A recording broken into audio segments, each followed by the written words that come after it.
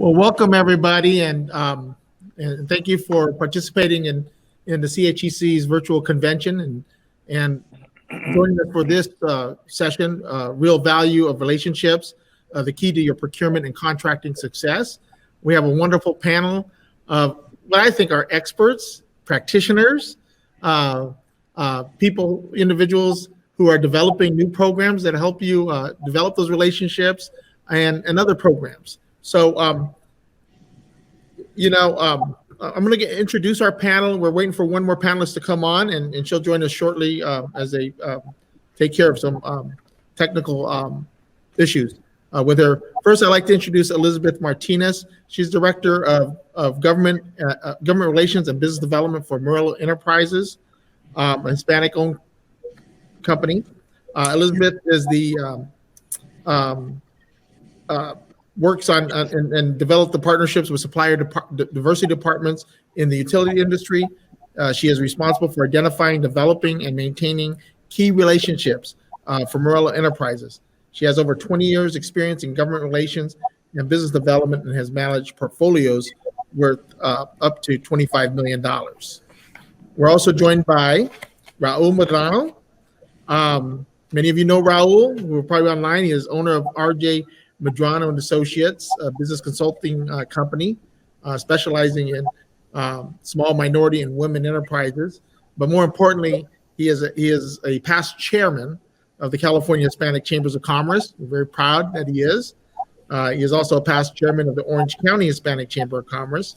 Raul also serves on the board of directors of the National Hispanic Media Coalition, Los Angeles Minority Advisory Board, Disneyland Resort Hispanic Advisory Council, Hispanic Association on Corporate Responsibility, on the California Board, Rancho Santiago Community College, District Community Advisors Committee, University of California Community Partnership, and he's a past member of the Green Line Coalition, Wells Fargo Community Advisory Board, Washington Mutual Council, and Merrill Lynch Community Partnership Council. So, talk about relationships. We got a whole list of them, right? And the next gentleman I want to introduce, do I really need to introduce him, right? Hector Barreto, a longtime friend of the chambers, but more importantly, Hector Barreto is chairman of the Latino Coalition, TLC, as we'll refer to it throughout our conversations. They are one of the largest and most effective Latino advocacy groups in the nation. And the CHEC is proud to be a partner with them, a strategic partner. And we're proud to have the TLC as a strategic partner as well. But TLC's stature in the business community and the political community has grown steadily since Hector took the helm of the organization in 2006. His vision for TLC is based on what he calls the 4 C's. The issue are the keys to success for the organization's small business membership: capital, capacity building, contracts, and cost control. TLC's growing influence, membership, and partnerships are all evidence of the effectiveness of his leadership approach. And also, for those that may not know, he's the former administrator of the U.S. Small Business Administration. So again, it's always a pleasure to have Hector join us. Later on, soon we'll be joined by Ruth Sandoval, and she's with the Supply Chain Responsibility Group at Pacific Gas and Electric. She has over 20 years of business experience with Fortune 500 corporate and small business, government, and nonprofits. She is an expert in contextual systems analysis, providing insight for collaborative business community strategies and partnerships. Ms. Sandoval is currently in the supply chain at Pacific Gas and Electric Company. Her responsibilities include program operations and strategy for supply chain responsibility, branding, marketing, communications, technical assistance programs, including university scholarship collaboration, small business internal and external training, and compliance with the CPUC's General Order 156. So again, I welcome all our panelists. You're moderator and you see the list and you get kind of nervous, right? Because you got the experts online here. And from everything from a national perspective, to state to local perspective, but more importantly, individuals in their own rights. They are individuals who have worked hard to develop relationships, understand relationships, not only from from their business perspective, but more importantly, from a procurement and contracting perspective. So as we mentioned earlier, these relationships are key to any successful business contract.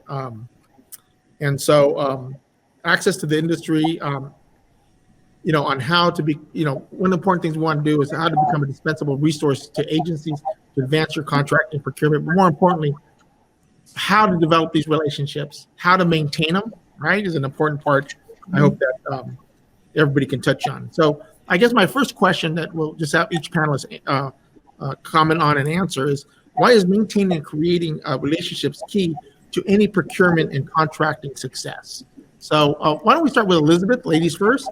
Elizabeth, you work, on behalf of Morello Group, developing those relationships, getting those contracts.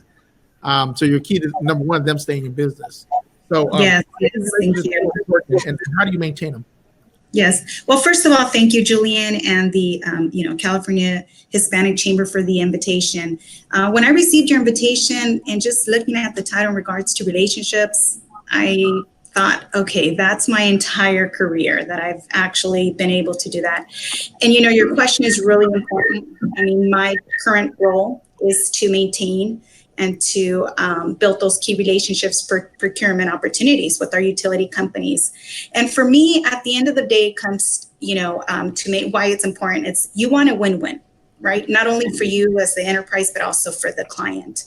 And by doing that, you're going to gain not only new customers, but you're going to be able to retain them. And most importantly, your reputation. At the end of the day, they want to buy, and you want to put a face to the person that they're selling to. So for me in particular, I have both experience in the government side. As my previous role, I was with Republic Services as a municipal relationship manager, working specifically maintaining municipal contracts. So it's the same here, moving to with Meruelo Enterprises. It's you have to. Key is to build that trust and loyalty with who you're building the procurement and contracting success. I know you not only your own business, but you work with a lot of small businesses, minority businesses. So why is this relationship building so important? Well, keeping that relationship is very, very important. We can, there's a lot of elements in regards to procurement and getting contracts, and from pricing to quality of work, but having that relationship with the person that you're working with is important. And I see it as primarily it's important because people like to do business with people they like. And unless you have that good relationship, I don't care if you know your industry backwards and forwards. If that person doesn't like you, the contracting officer, there's a possibility that person, doesn't want to work with you. And so you have to develop skills in terms of really getting to know that person and developing that relationship. And I see it myself, and I'm just, there's a lot of different ways to do things. But one of the best ways to do things, is to really build friendships. So I would recommend that people, just like you develop a private friendship, you need to develop business friendships. And so you need to develop a situation where you just don't call these people when you want them or when you need something. Call them up, you see it's their birthday, call them up and wish them a happy birthday or whatever the situation might be. So anyway, it's something that's worked very, very good for me. And the people that I get business from are usually end up being good friends. Great. Hector, what are some of your perspectives on maintaining and creating a relationship, and why are they so key to this subject of procurement and contracting? Well, I want to first off start by thanking you, Julian, and California Hispanic Chambers for inviting me and for having this virtual conference. I think it's really important right now when people need as much help and information as possible. I think Elizabeth and Raul kicked it off perfectly. I agree with everything that they said about the importance of building relationships. And, business is about relationships.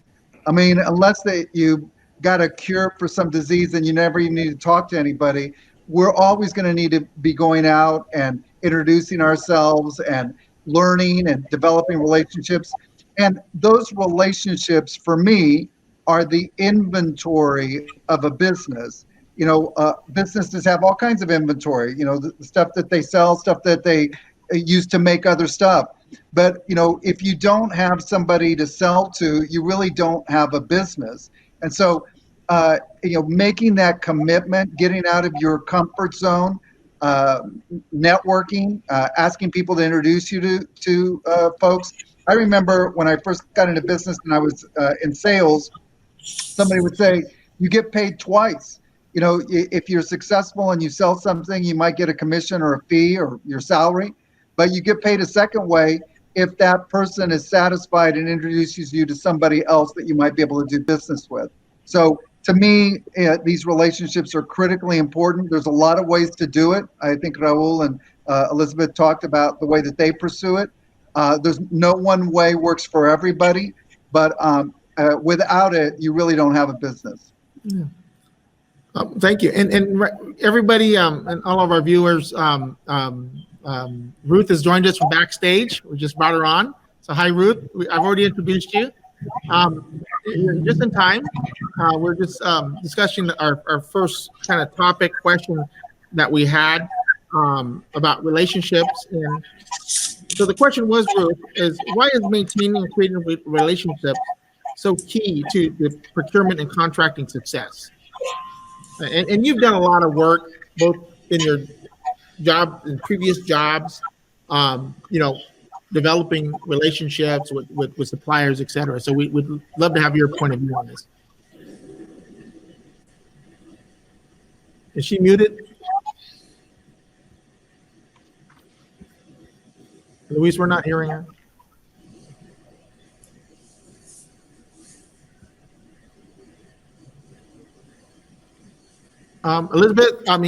Ruth, I think you're muted there. There we go. Okay, there you go. Okay, welcome, Ruth. Thank you. Thank you. Thank you so much for inviting me. It's really great to be with you guys and to talk a little bit about this. I think, Julian, you and I have had a long conversation about the value of relationships and what it means to a lot of suppliers.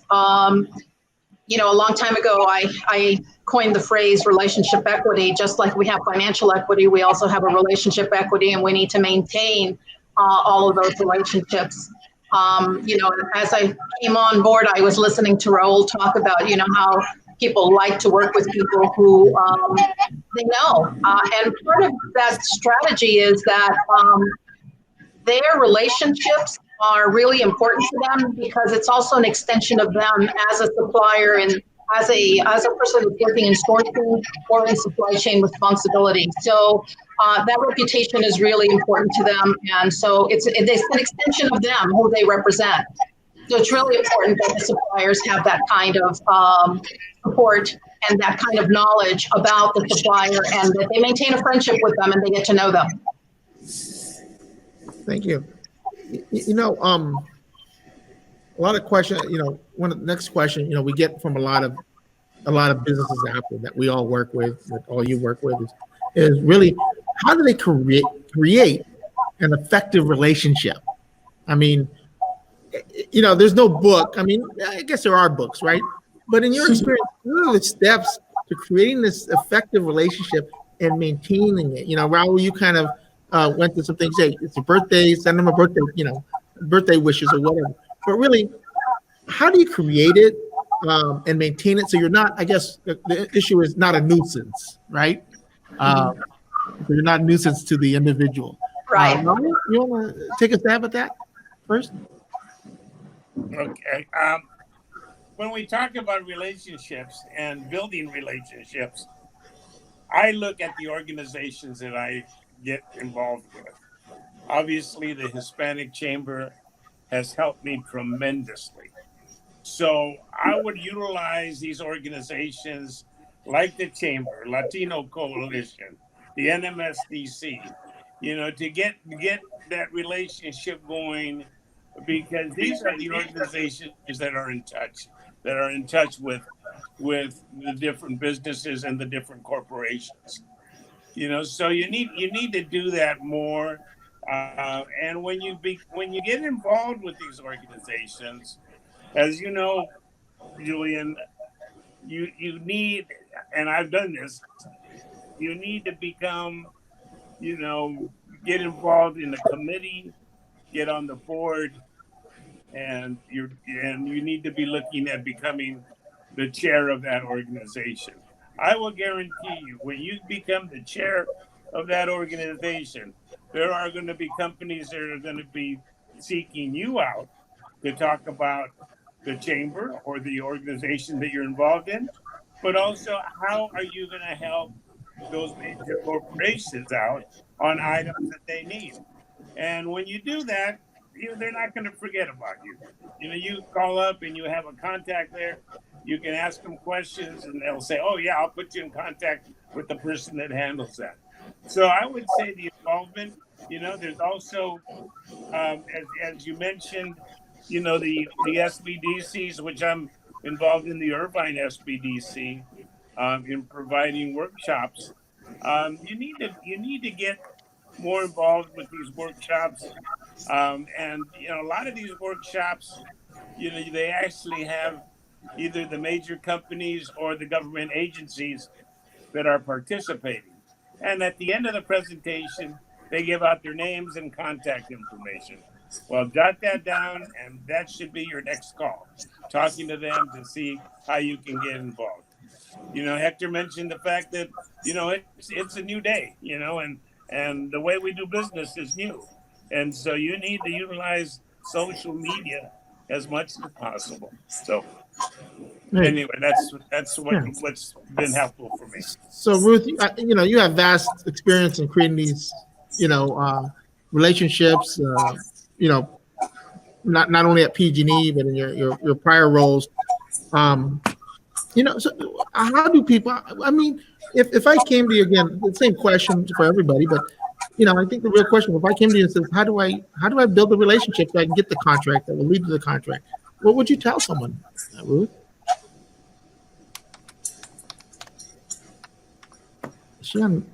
Ruth, I think you're on mute again. I am.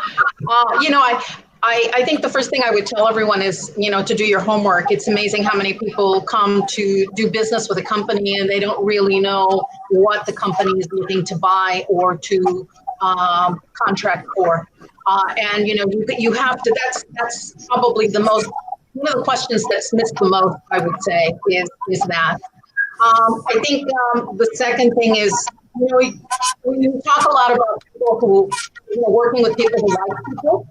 And but it also has to do with building relationships that have respect, have integrity, and that last a long time, that you actually building a history with these people. And you're always going to cover their back, and they're always going to cover yours. Obviously, if it's ethical and compliant, you don't want to cross those boundaries. But I think you have to know that that's really critical. I mean, I could mention, I know Hector is on the call, and I can mention two names, and we all know each other's networks. And if I mention just two names, Alan and Manny, he knows exactly who I'm talking about, because I think we all know, and we build these histories with people, and we know who they are. And we know what value they bring to the table and where their networks lie as well. So it does take time. We do have to build, friendships along the way. And that comes with trust. That really does come with trust. So. Yeah, over to Hector. Hector, you've been a great supporter of the chamber. Have helped, the chamber and myself out. But, I've got a number of relationships. The chamber has a number of relationships that were developed because of the introduction you made, right? But it's more than just having someone like a Hector Barreto introduce me to develop that relationship. So I guess, again, what would you tell these people that, I mean, you can always do the introduction. You can say that, Raul's the greatest guy in the world. You need to partner with him, right? And give him the Hector Barreto seal of approval. But what does someone need to do beyond that to make sure that the relationship is going, take the right step, right? And not, the one thing I hate to do is have you, Raul, or Ruth, or Elizabeth introduce me and then do something that embarrasses you. Whatever. So what's your opinion? Well, that's a very good point, Julian. And I want to also, echo Ruth's comments because I couldn't agree more. I think the first thing that you have to do is do your homework, do your research. Nothing will turn off a prospective, customer if they have to educate you on what they actually do or what they're about, and that's a terrible way to start off a relationship. So your ability to learn something before you get there is really, really important. Another thing is, align expectations. Don't just assume.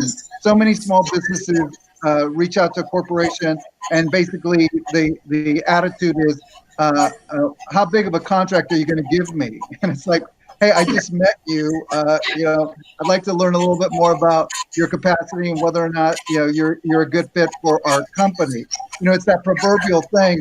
People don't usually fall head over heels and get married on the first date. And you have to think of it in terms of building a longer term relationship. You can interview others who have done business with that company or a similar procurement and kind of get some advice from them. You need to kind of understand how the person on the other side wins as well. And a lot of times they're not going to necessarily tell you, but what they're thinking is, look, this person is not ready to do business with us. I can't waste a lot of energy and a lot of time on them. So it's in that sense, it's not a question of if, but really when you might be able to do business with somebody. But you've got to add your part into it. You've got to make your own investment. And lastly, sometimes you go into a relationship thinking that you're going to do a certain kind of business, and you may not. You may get something else great out of the relationship anyway. Intel, a reference to another partner that you can do business with, advice on how to build your company. So go in with an open mind. And as Ruth said, look for ways to make it a win-win situation for both sides. Elizabeth, you're on the side of developing the relationship already. So, I think it'd be kind of nice if you share maybe some of your secrets of developing the relationship. Yes. Yes. So as I mentioned in my previous role, I was a municipal relationship manager for also a Fortune 500 company, Republic Services. And my role was to maintain and build strong relationships with elected officials, for us to maintain our municipal contracts. So as Raul was mentioning, to become members of chambers, I also became a chair of a smaller chamber, but that was key. And I know Ruth mentioned, do your homework. When I joined Miruelo Enterprises, that's what they were looking for. They were looking for a representative to maintain and retain their existing, customers and clients. And so what I did, I started, getting to know who was I, you have to do your homework, definitely. I moved from an industry of waste and recycling to procurement process for the utility industry. So what I did is I decided, I'm going to go to your convention. And I have to tell you, it was probably one of the best conferences that I attended. Thank you. My clients were there, and I was able to build those relationships. And from the beginning, you have to be honest, right? So when I came on board, I wanted to find out how the procurement worked, what the requirements were in regards to how to get a new opportunity or contract. And I must tell you that the clients, sometimes when you're honest with them and you tell them, look, I'm new, this is what I want to build. They have actually been very, very supportive. And I believe Raul also mentioned, you have to build friendships. And from there, it's been over a year. And I must say that I've built some strong friendships. And I just, keep in constant communication. And you're right. Don't just call them when you need something. Definitely reach out to them on any other day. How are you doing? How's it going for you right now? continue your, maintain your relationships through constant meeting requests. And, it's been great. I've been getting some opportunities. And Ruth, I'll be looking forward to get to know you. I know that we are, obviously, we're interested in doing business with PG&E, but thank you so much. But I think it's just maintaining it. Keep engaging with your clients. I do want to let the audience know, the participants know, that if you have any questions for our esteemed panel, please type into the Q&A chat section of the platform, and they'll deliver them to me over here. So if you have questions, please put them in, and we'll get to them. My next thing has to do with, tools. There's a lot of tools, programs, technical assistance programs out there, old ones, new ones being developed. And I'll start with Hector, because it's something that the CHEC is partnering with TLC, and that's on MatchPoint. But how do tools like MatchPoint help with this relationship building? Sure. Thank you, Julian. You and I have had this conversation before. My father used to say that the challenge for small businesses, oftentimes we have know-how, but we don't have know-who. We don't know who that we're supposed to be talking to, or how to meet them, how to access them. And that's really what it is. It's an access issue. You know a lot about my history. I used to run an organization called Latin Business Association back in the day. And we were really, this many years ago, trying to help businesses get access to these buying relationships. When I went to DC, I had this challenge on a national basis. And so we started doing these events where we would actually introduce people to each other. We called it facilitating access between qualified sellers, those were the small businesses, and motivated buyers, which were the corporations or government agencies. Now, if you flash forward 20 plus years, technology allows us to do that without having to get on a plane and travel to DC or go to 1 or 2 events a year. You literally can do matchmaking 24/7. And that's the reason that we built this portal. We built it before the pandemic, but it is more relevant now than ever before. We call it TLC MatchPoint. There's no cost involved, and all of our corporations are being encouraged to use it. In other words, to put their contracts on there. You don't have to be Latino to participate. Again, there's no cost, but we can literally be introducing people to each other every day of the week. And we think technology and these relationships, these networks that we built, are going to be working in tandem and are more effective and necessary now than probably ever before. But I thank you for your support, Julian. We're very excited about partnering with CHCC. And as you know, we work with a number of other organizations as well. But I really think this is the future. It's not that we won't meet people in person, but if you can use technology to do it, it can make you so much more efficient and so much more effective. Yeah. Elizabeth, what kind of tools are you using? I mean, I don't know if you have already gone on to TLC or some other program, or to MatchPoint and some other programs. Right. You as an individual who has to develop these relationships, how useful are these tools? Or what tools do you see out there, and how useful are they? Right. There's a lot of great CRM systems, customer relationship management systems that you could use. Previously, I was very active in Salesforce. That's a system where you could, record your meetings, your follow-ups. But I will tell you, I know you mentioned to Hector, for me now, what I do is, we have what's called business development meetings. I have my partner that I work with, and we keep a simple spreadsheet that we work with every single week. And this is how it kind of keeps us, organized in regards to who we meet and clients. But I know you mentioned social media. For me, when I started, I really didn't have a Rolodex of what clients I was going to go after. So what I did is I used LinkedIn.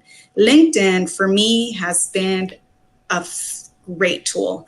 It's something I did have in the past, but I wasn't active as I am now with Meruelo. I've learned what some of the relationships that I get to know what their hobbies are and what organizations they belong to. I'm able to see, what events are going to, participate in.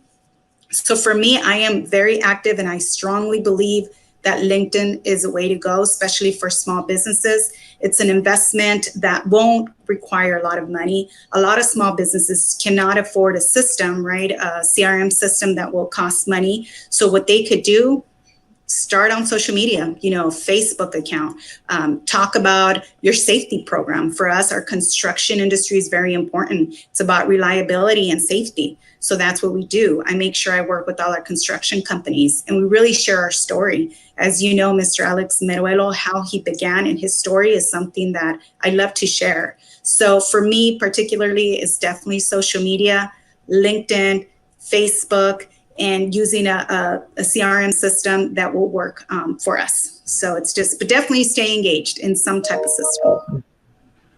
So Raul, you've been doing this for a long time, my friend. I mean, you've been kind of my mentor in the beginning of this whole supplier diversity and developing relationships, right? Because we were both a lot younger. But Raul, you've seen a lot of things come and go, right? Right. A lot of programs, a lot of tools out there. I'd like to hear from you what you think now are some of the tools that have survived this or that are still good to use, or how do you see businesses have to transform themselves to utilize some of these new tools that are out there, and what do you think some of them are? One of the things that you have to do is be flexible, and not just myself or the chamber, but the different businesses. I mean, this pandemic, it really threw us for a loop. And I'll tell you a story. I'm a believer of social media. So Elizabeth, you're right. That's the way to go. And I'll tell you a funny story. Even before the pandemic, I started doing social media, not for my business, but to follow my daughters and granddaughters, right? Because that was the only way I was going to get information. Well, guess what? With this pandemic, that's the way you're going to get information on these companies and what they're doing and who's doing what. And that's the new networking right now. And things aren't going to change back to where they used to be. They might change back a little bit, but I've been talking to major corporations, and they're saying that they're going to keep people working out of their homes, and they're going to cut down on office space. So, things are changing, but right now there's no better way than social media. Also getting involved with, some of these webinars with whether it's the chamber or the Small Business Administration. There's plenty of good webinars. And I'm sure there's information there that you already know. But the ones that I like to participate in is when they really have someone from a major corporation or a government agency. I don't do a lot of government agency work because I like private sector because it's a lot easier for me to do private sector work right. than it is to do government agency work. Government agency, they don't put a big emphasis so much on building relationships as they do, your qualifications. Most of it is open to everyone, so you get more participants. So private sector for me is the way to go. But anyway, that's the social media thing. Like Elizabeth said, LinkedIn, Facebook, Instagram, anything that's providing information there where people like to post. And so you see people post a lot of things on there, what they're doing, how they're doing, who they work for. So, pick up on that information and utilize it as a tool to move forward.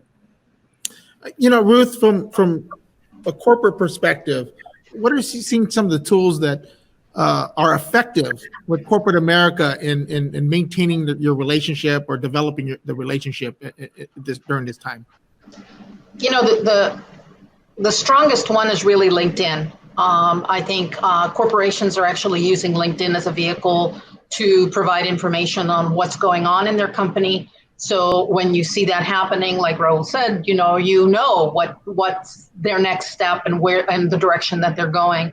So, I think for corporations, you're going to see that LinkedIn is probably the strongest platform where you're going to get the most information.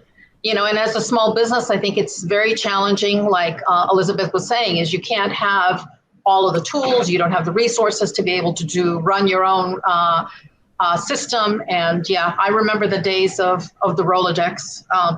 This is the Rolodex now. This is I meet somebody and I have their information and I literally go to the notes section on my phone and I put down what I learned about that person. And next time I'm looking for them, I know how to find them. And, if I put your name in, Julian, Michelle's name is going to come up as well. So, I connect all of the dots through my notes. And that's how I've been able to, find opportunities or provide opportunities to others. We're still using our contract opportunity announcements at PG&E that get sent out to all of the community groups. And then they, in turn, as you know, send it out to their particular membership. So I'm really curious to talk to Hector about that platform. I have to find out about that platform, that Matchpoint platform, because I think technology is a good way to speed up the process and to get more information out there quicker and better sometimes. So it still doesn't replace the almighty phone call. Talking to somebody in person and having that personal contact always cements and strengthens the relationship that you have with a contracting officer or anyone else. So, yeah. Yeah. Well, great. I'd love to hear your guys, the panelists. I'd like to hear how you see COVID has been impacting maybe the relationship building practice, or how people have built relationships. Has this pandemic and these disasters, how have they impacted that relationship building? And I guess, are we falling behind, and when will we be able to catch up? So I guess I'll throw that at Hector first. Yeah, there's no doubt that the pandemic has changed all of our lives in ways that we could not have even imagined. And it's interesting that you say that, Julian, because for some people that I talk to, and all of us are on the phone constantly and, talking to people, we're probably more now than ever before. So some people are really maximizing this opportunity. It's almost like they have a captive audience. They know that everybody's at home, right? So you can't hide from people as easily as you used to be able to hide. Before, it's I'm on the way to the airport, I'm out of the country, I have a conference I have to go to. Okay, well, that's all gone now. So, one of the best advices that you could give to people is to double down on their engagement, double down on their marketing. And sometimes people will say, yeah, but business is off right now, and people really aren't in the mood, etc.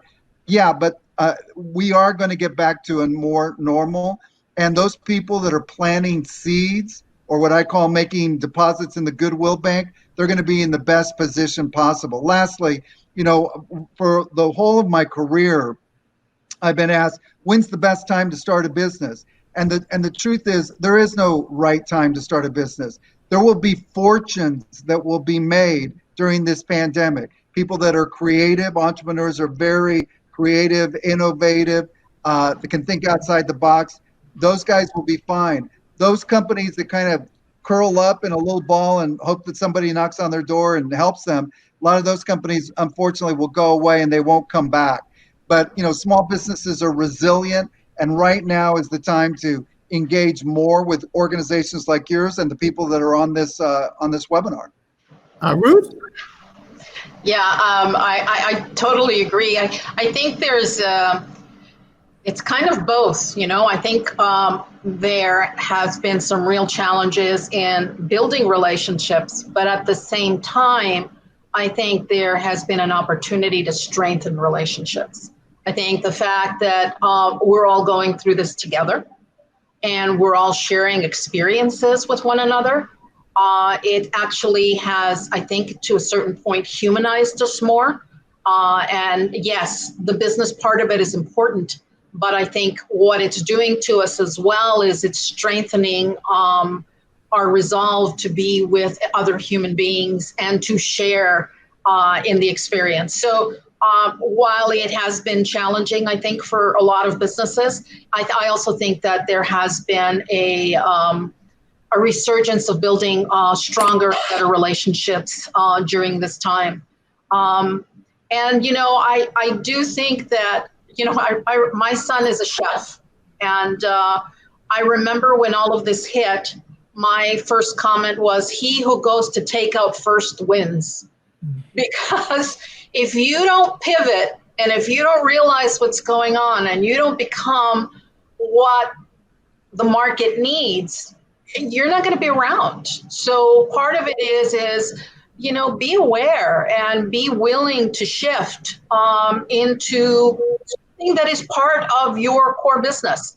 It may not be your core business, but it may be the sister of your core business. So, you know, that's another piece that I think the COVID pandemic has brought us is, you know, I think people are becoming a little, their companies are becoming stronger because they're expanding. So. Yeah, thank you. Elizabeth, maybe a little bit about some best practices you're doing to get through this pandemic and this change in how we do relationships. Right. Well, aside from participating on these great, conferences, I've been very active. I am very active, and where my clients are going to be part of. You could also be creative. You know, one of the things that I'm working on is I'm putting together, a mixer, get to know the Meruelo team, and I'm inviting my clients, something different. So I've actually been really, really busy, believe it or not.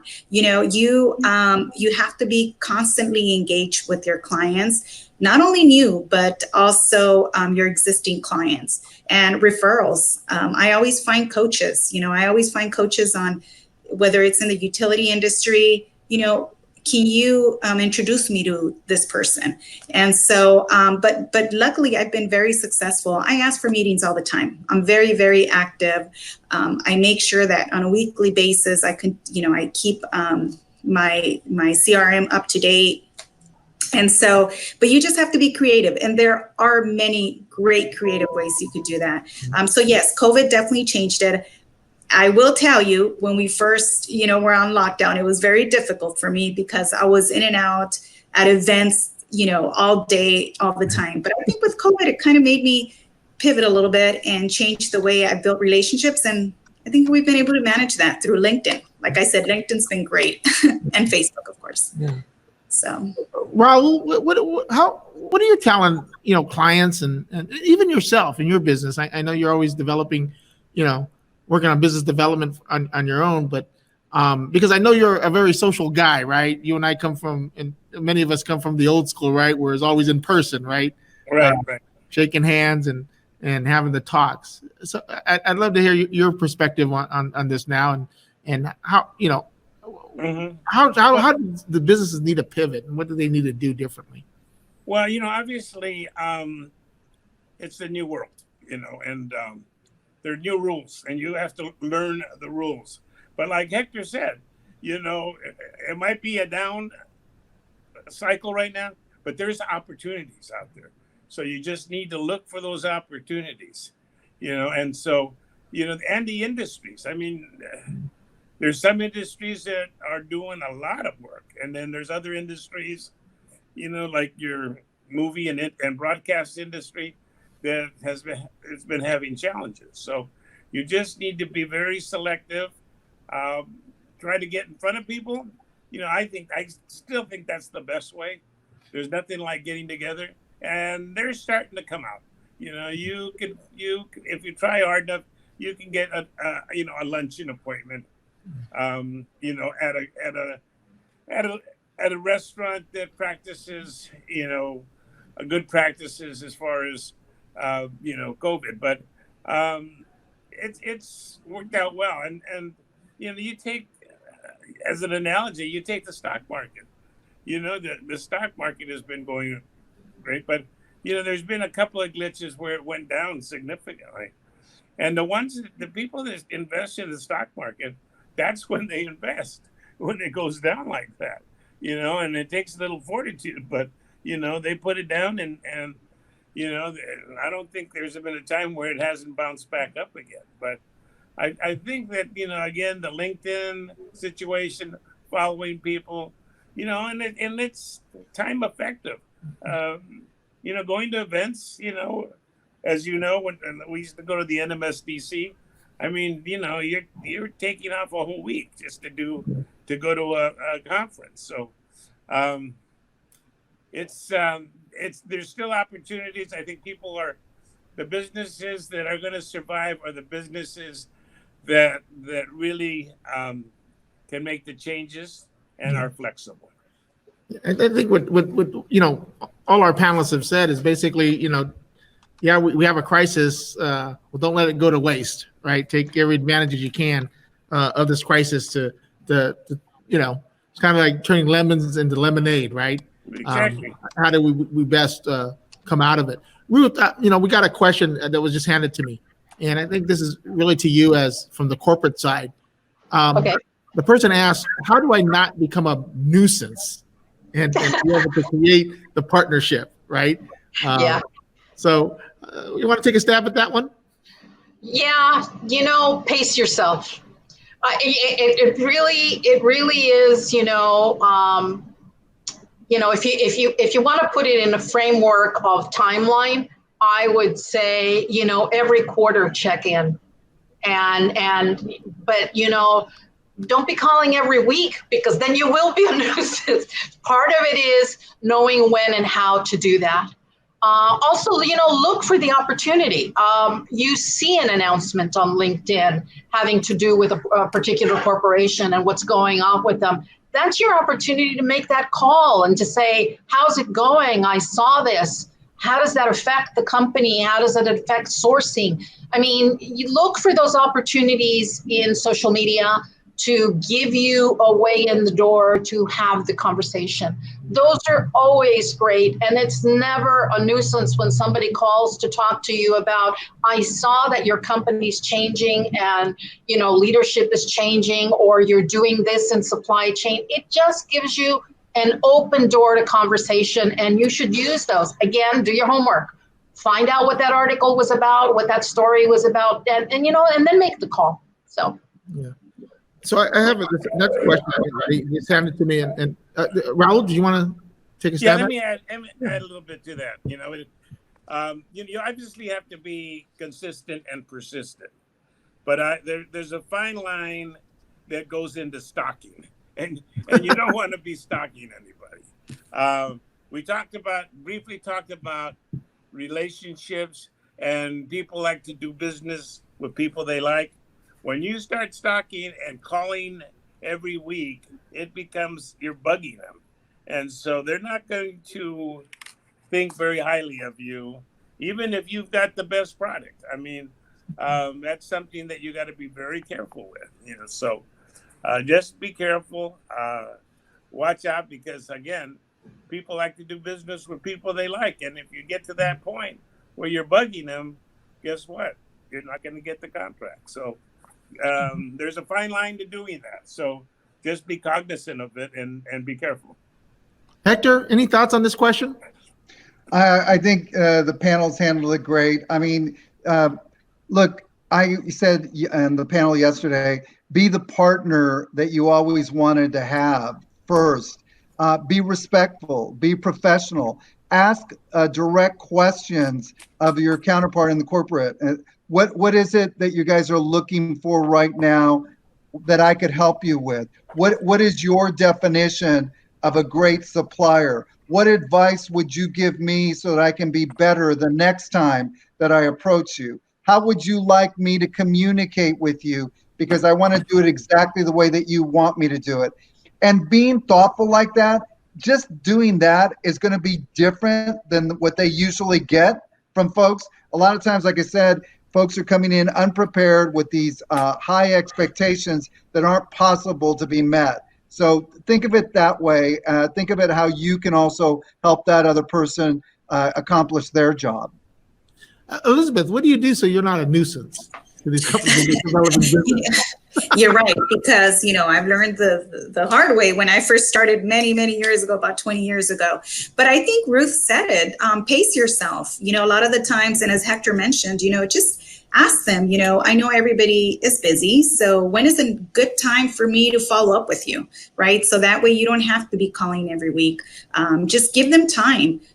So they could respond to what you're looking for. I learned, again, coming from the waste and recycling services, selling that type of services, and working on the procurement side and utility, it's very different. You're dealing with a competitive market on a business level, and then now you come and you have to, it's a procurement, right? And you deal with different departments. So I asked the question, when can I follow up with you? And make sure you do. It's called persistence, as Raul said, because you don't want to let too much time move on when you first meet someone and then you follow up with them. So definitely put a plan in place. And that's what I do. I follow up. These are my opportunities. When are they coming out? Are we going to make sure we submit the right questions? So definitely do your homework. Definitely do your homework and pace yourself so you don't have to be calling them all the time. So I just got text a question. And so we'll take this last question. And they ask this: do any of you have a successful cold calling script or introduction when reaching out to a new person? How do you grab their attention? Elizabeth, you want to go first? So I'll jump in there, or unless somebody else has something. No, go on. Look, every conversation is different. Every partner is different. And what I like to do for every call or every important meeting that I have is I like to make myself a little agenda with some talking points. And I call it CPR. And the C is the context. What is it how do you want to show up? Even if you couldn't say a word, in my context usually is I want to show up in leadership, in integrity, in community, and partnership. The second thing is, what's the purpose of the call? What is it that you're trying to get? If you're not clear why you're calling, the other person on the other side is not going to be clear either. And finally, R is for results. And there shouldn't be a lot of them. 4 or 5 results that you want to come out of that exchange, that meeting. You want to learn something, you want to ask something, you want to do something. And after that call, even if you didn't look at your notes, if you look down at your CPR, your context, your purpose, and your results, you'll know if that was a successful meeting or call. Mm-hmm. Yeah. And do your when you first make the call, make sure, what do they say? Your elevator speech has to be a minute long. You got to know your services and just share your story and what you're calling for, but definitely do your homework on who you're calling so you know exactly what they're looking for. So I would definitely do that. Ruth, any thoughts on this question? Because of COVID, we have an opportunity to have a conversation that gets a little bit more personal. How are you? Are you safe? Are you healthy? How are you dealing with this? The fact that you care, you show empathy for the people that you are trying to do business with, sets them at ease. Especially now, I think more than ever. I totally get we have to have that plan and you got to know what you're going in for.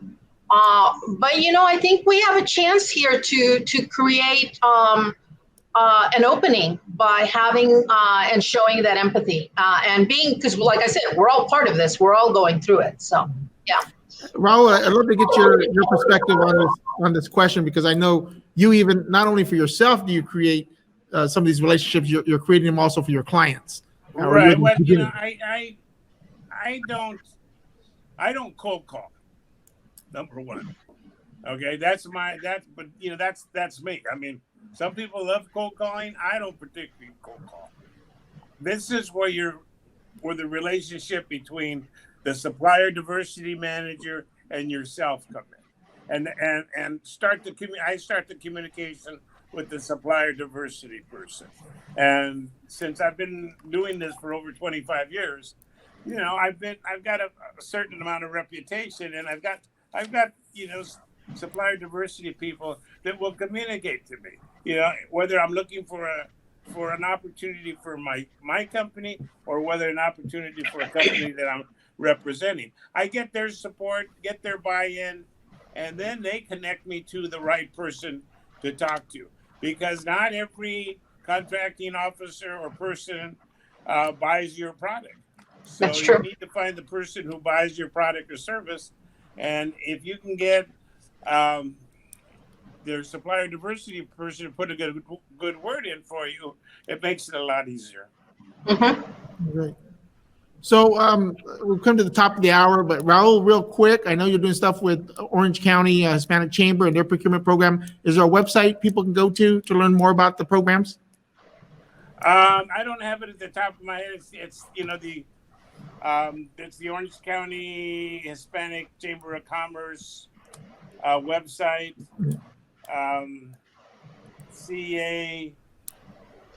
I know it's the OCHCC.gov.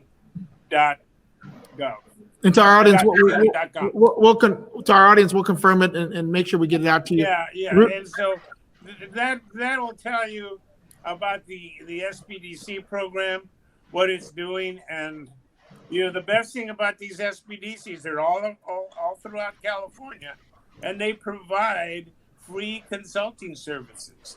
So not in all areas, but you know, if you need a certification done, or if you need a capability statement, or you're looking for a PPP loan, you know, this is where you go, where you don't have to pay any money for it. So anyone that's interested, you know, give me a call and I'll connect you to the right SPDC. They're like, in fact, you know, the California Chamber has one in Sacramento. Right. So there's a lot of service available for small, especially now. Yeah. Ruth, where do people go to the website to learn more about PG&E Supplier Diversity Program? Yep, pgne.com, supplier diversity, and supply chain responsibility, actually. It's PG&E/supply chain responsibility. And like Raul was saying, you know who the supplier diversity person is? Our team is actually broken up into different lines of business, and each one of them has an advocate that specifically focuses on that line of business for supplier diversity. So we are 5 different people working in 5 different areas of the company. And they become your advocate. They're the ones who will take you in the door and kind of walk you through down the path of what's available. And but you can go to pgne.com/supply chain responsibility. And Elizabeth, you know, what a lot of people don't realize is that Morella Group, even though you're out there getting prime contracts, that you guys still have to do a commitment to supplier diversity as well, right? Yes, and develop relationships with suppliers and other vendors to you so you can complete your contract. Where would they go to find more information? So to find more information, you could go to meruelogroup.com, and that's where you'll see all our family of companies, from media to construction to casinos to our hockey team. So you could go there, and I will also provide my information. If anybody's interested, you know, we have construction companies. We're looking for, you know, equipment and rentals. So if they want to do business with us, definitely reach out. And Hector, of course, you know, we're a strategic partner with you on MatchPoint. Where do people go to learn more about that and participate? I know we're urging all of our businesses to use this tool to develop procurement opportunities and partnerships. Right. It's TLCmatchpoint.com. TLCmatchpoint.com. You can also get information at thelatinocoalition.com. And we have an upcoming webinar that we want to invite everybody to come to. We have some top Latinas from around the country and also in Washington, D.C. that will be giving a webinar next week. So you're all invited. Thank you. Yeah. And the great webinars, I moderated the one earlier this month. And again, kind of on this subject matter as well, how to do those relationships, how to grow your business. So definitely take advantage of those, take advantage of what Raul's doing over in Orange County, et cetera. And for all the participants, please, you know, if you have a question or want more information, you can put it into the chat, or you can just go to info cahcc.com, and we'll make sure we'll connect you. So anyway, everybody, thank you for joining me, and thank you for accepting our invitation. But more importantly, thank you for sharing your knowledge. And I think that's the most important thing, right? Being able to share this knowledge so that other businesses can succeed. And I think that gives us more pleasure than anything else when we see that people could take this and grow their businesses, develop those successful relationships, or maintain those partnerships. So again, thank you. And thank you everybody for joining us. Don't miss out on the other sessions. And then tomorrow is the final day. Thank you. Yes. Thank you so much, Julian. Thank you. Thank you, Julian. Bye-bye. Bye.